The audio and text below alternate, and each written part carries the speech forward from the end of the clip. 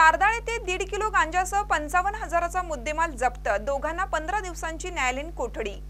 सौलक्ष्मी आनंदा गुरव वय 55 राहणार जी.के. नगर तारदाळ व बारक्या उर्फ जयवंत आनंदा गुरव राहणार बोरगाव तालुका निप्पाणी यांच्याकडून पोलिसांनी जी.के. नगर तारदाळ तालुका हातकणंगले येथे 1 किलो 577 ग्रॅम वजनाचा गांजा ठेवला होता असा आरोप ठेवून शहापूर पोलीस ठाण्यात त्यांच्या विरुद्ध police head constable Avinash Mungase यांनी फिर्याद दिली आहे। शहापूर पोलिसातून मिळालेली अधिक माहिती अशी की तारदाळ हद्दीतील तुळजाभवानी अपार्टमेंट परिसरात असणाऱ्या जी.के. नगर येथील एका घरात विक्रीसाठी गांजा आणल्याची माहिती शहापूर पोलिसांना मिळाली।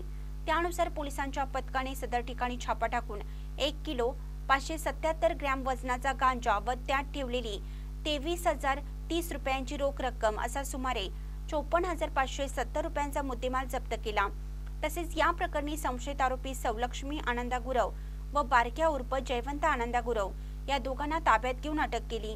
ही कारवाई शहापूर पोलीस ठाण्याचे पोलीस उपनिरीक्षक सचिन सूर्यवंशी यांच्या नेतृत्वाखाली पोलीस उपनिरीक्षक श्रीकृष्ण दरेकर, कर्मचारी अविनाश मुंगसे, संतोष कांबळे, आसिफ कलईगार, सुवर्णा गायकवाड, रुकैया जत्राटे यांच्या पथकाने केली।